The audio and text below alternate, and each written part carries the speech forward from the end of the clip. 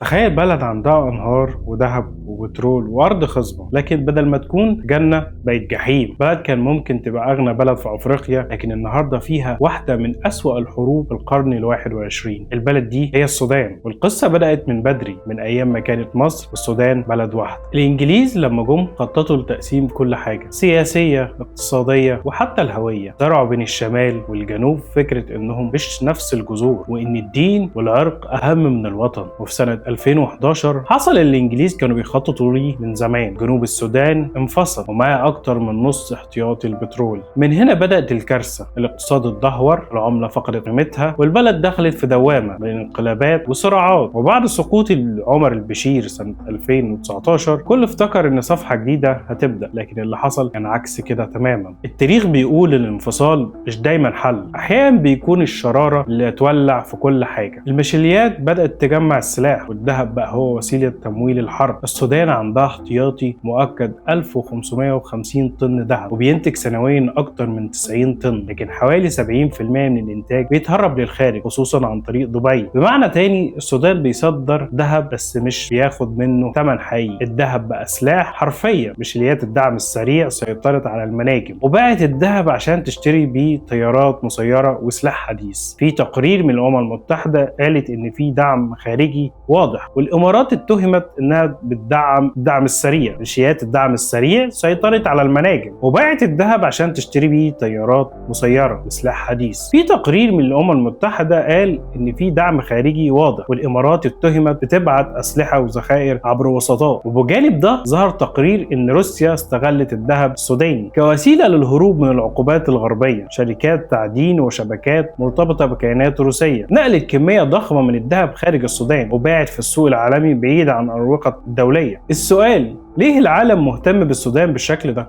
علشان السودان مش بلد عادية، دي بوابة البحر الأحمر اللي بيعدي منه أكتر من 10% من تجارة العالم. الموقع ده يخليها مطمع لكل حد. أمريكا، روسيا، الصين والامارات كلهم عاوزين موطئ قدم هناك. روسيا موجوده من خلال فاغنر اللي بتاخد ذهب وتصدره بره. الصين عايزه المواني. امريكا بتحاول توازن النفوذ، والامارات بتركز على السيطره على تجاره الذهب والمواني. السودان بقت رقعه شطرنج تتنافس فيها القوى العالميه، والسودانيين نفسهم بيتفرجوا. تعالوا نشوف البلد دي عندها ايه. المعادن نحاس، كروم، حديد، تيتانيوم، يورانيوم، كلها معادن استراتيجية بتدخل في صناعات الطيارات والأسلحة والبطاريات. الحديد احتياطي ما يقارب ل 40 مليار طن، النحاس حوالي 1.5 مليار طن، البترول ممكن يوصل لمليون برميل يوميا لو الحال استقر. الزراعة، السودان عندها أكتر من 175 مليون فدان أرض صالحة للزراعة، بيزرع فعليا أقل من 30% منها، يعني ممكن يكون سلة غذاء أفريقيا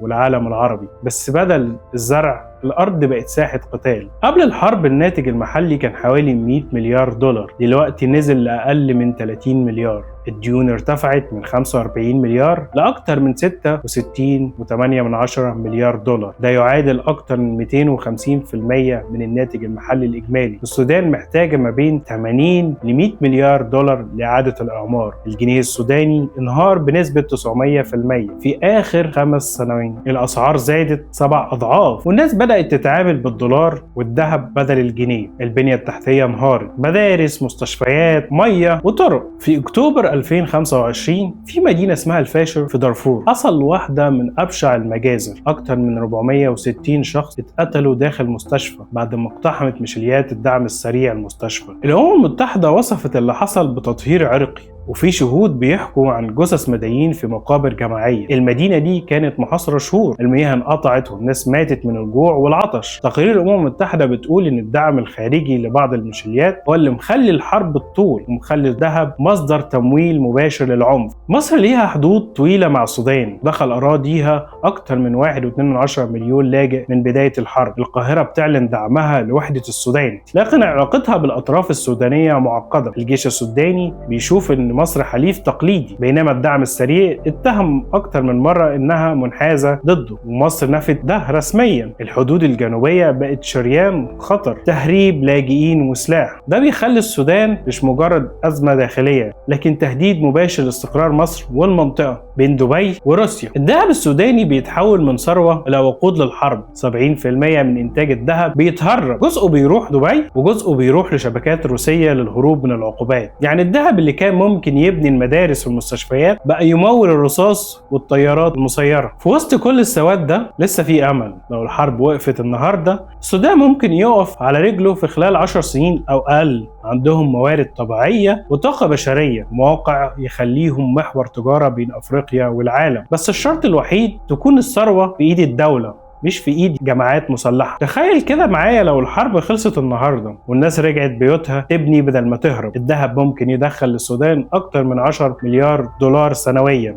الزراعة ممكن تغذي افريقيا كلها. البترول والمعادن تضاعف الدخل القومي 3 مرات. المواني ممكن تخلي السودان مركز لوجستي عالمي. بس كل ده محتاج إدارة نزيهة وعدالة حقيقية. السودان مش بلد فقير، هو بلد أفقر عن قصد. عندهم كل مقومات الثراء، بس لسه بيدوروا على أهم ثروة في الدنيا، الإدارة. السؤال الحقيقي مش بس مين كسب الحرب، لكن مين خسر البلد. استنوني في حلقة جديدة من فلوس الناس مع أحمد عاشور.